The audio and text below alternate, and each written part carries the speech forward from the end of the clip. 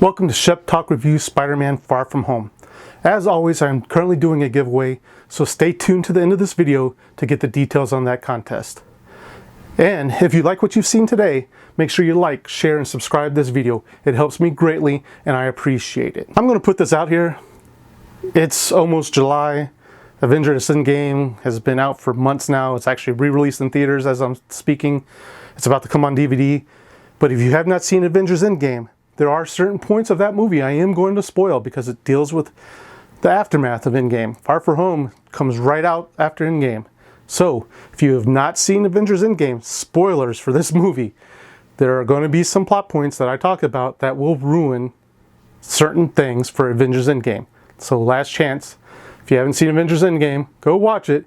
Come back and see my review for Spider-Man Far From Home. Quick synopsis. Peter Parker is trying to recapture the way his life used to be before the snap. But while on a field trip, Nick Fury needs his assistance to help take down elementals from a different world. Tom Holland does another great job playing Peter Parker / Spider-Man. This movie really focuses on Peter Parker dealing with the aftermath of Endgame, primarily dealing with the death of Tony Stark, his mentor. The world is feeling the loss of Iron Man, but Peter himself wants to go back to the way it was before the snap. He wants to be that friendly neighborhood Spider-Man and just worry about Queens. But the rest of the world, no matter what he does, keeps asking Spider-Man, are you the new Tony Stark? Are you stepping up and filling those shoes left in the Avengers by Tony Stark? It goes so far that Tom Holland, Peter Parker, is even ghosting Nick Fury. He doesn't want to answer to Nick Fury. He just wants to reclaim his youth again. He wants to be that teenager. He wants to only focus on Queens, and he wants to go on this field trip that's hosted by his school. Of course, this movie would be over shortly if that's all that happened. When they first announced Jake Gyllenhaal as Mysterio for Spider-Man Far From Home, I had two reactions. First one was, oh my God, they're giving us someone different in Spider-Man's rogue gallery. We've had so many Sandmans, so many Venoms, so many Goblins, that it's just a breath of fresh air that we're going to get Mysterio. One, I never thought we were going to get Mysterio due to the fact of how he is in the comics, being the way he is. I'm going to try to keep things vague because I'm trying to do this as spoiler-free as possible, except for Avengers Endgame. And then Jake Gyllenhaal, he is a good actor. I love him. He's done some amazing stuff. And so the second thing that had me is like, okay, you're cast Jake Gyllenhaal's Mysterio, you're bringing Mysterio to the big screen. How are you going to do the effects that Mysterio does? And I loved it. I thought the way they brought Mysterio's technology to the 21st century, his storyline was really great. Jake Gyllenhaal as Quentin Beck, the guy outside of the suit, was really great too. The scenes between him and Peter Parker, when Peter's down at his lowest, he's because he's lost Tony Stark, he's not really actively looking for a new mentor, but when he meets Quentin Beck, he sees that, he gets that immediate connection that, whoa, Quentin Beck is a superhero, he has this great suit, he's smart, he's not afraid to show it. He has those qualities that I've seen in Tony Stark and that Peter Parker has himself, but helps Peter realize, it's not all about being me, there's other events happening in the world. But again, Jake Gyllenhaal as Mysterio, I thought they did great. The storyline with him was phenomenal. I'll get more into that in a little bit. One of the things I will say about Spider-Man Far From Home is that this really is kind of like a two-part movie. The first part of this movie really focuses on Peter Parker and his daily life and his school friends moving from Queens and going on their field trip into Europe. And I'd probably say it is probably it's the slowest part of this movie. There's just some storylines in here that could have been cut or maybe just shortened to keep that runtime down. The movie is roughly about 2 hours and 6 minutes. I would just say, like, some of the stuff the teachers do could have been cut.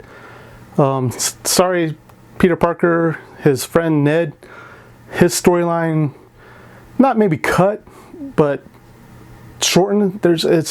Again, I'm trying not to get into spoilers, but the pacing was slow in the first part of this movie, and it's not until we get Mysterio on screen that it kind of really picks up and takes off, and we get this other story. And it's dealing with, again, I've talked about it a little bit, Peter Parker dealing with the loss of Tony Stark, finding himself drawn to Quentin Beck because of that kind of connection, similarity to Tony Stark, and dealing with these elemental monsters that are coming from another dimension, world type thing. It's just really great action, really good take on Mysterio. Again, I've talked about it a little bit before. The Mysterio part really is probably one of the best parts of this movie. That second half is really good in my opinion. All right. One of the things I'll say I didn't really like about this movie, and it's MJ. It's not about Zendaya. I think Zendaya does a great job. I just don't like that dark, macabre high school student that she's going for. That's not my MJ. I don't need her to be a white girl with red hair. I just don't think MJ... I don't picture MJ like that when I see her on the screen, and it kind of pulls me out of it. I just wish they were doing a little bit more with her in this movie. Now, I will say the way they kind of end this movie, it looks like MJ will have a bigger part in Spider-Man 3, so there's that going for it. But, you know, I don't hate Zendaya. I think she does a wonderful job with what she's getting. I think it's really the way that they write MJ that I don't connect with her like I did with MJ in Tobey Maguire's, or even, oh no, Andrew Garfield had, didn't have MJ, but again, I just get, that's probably one of my main things, is I just don't like the way they do MJ in this movie franchise right now. Maybe in the third one, with a bigger role, that might change my mind. Maybe the writing will be better for her. All right, and I'm sure you guys have all heard by now, there are 2 end credit scenes. The mid-credit scene myself is probably like by far the best scene out there. It changes so much stuff in the Spider-Man universe that it's crazy to think about what's going to happen in that next movie. Plus there's a cameo in the mid-credit scene that I just died for it on that thing. It was great. I enjoyed it. I think when people go, okay, where are we going to go with Spider-Man from here on out? The mid-credit scene definitely points us in a direction. Now the second one was great. The end credit scene there was really good too. I can't talk too much about it, but I will say if you're paying attention in the movie, there are things that are said and things that are done that kind of drop hints about what the end credit scene is going to show you. Sets up a lot of stuff as well for the new MCU universe, and I'd love to see where that goes. Spider-Man Far From Home is another great entry into the Marvel Sony MCU universe. I can't tell you to not go see it. You guys are all going to see it. I'm sure it's going to make $100 million, $200 million opening weekend. Myself, I give it 4 Sheps out of 5. It's not perfect. Like I said, there's certain things I didn't like about it. I thought they could have shortened it some. I thought they could have, written MJ better. That's just my personal opinion. So 4 out of 5 Sheps is what I'm going to give it. Go see it. I know you're already going to go see it, so... Alright guys, thank you for sticking around to the end. I appreciate it. Like always, I am doing a giveaway of an 8x10 signed Danielle Panabaker, Caitlin Snow, Killer Frost from the Flash TV show. All you got to do to enter to win is subscribe to this channel and comment down below with what your favorite Spider-Man movie is. Now, I also want to clarify, just because you enter once doesn't mean you can't go back to the other videos and answer the question in those videos.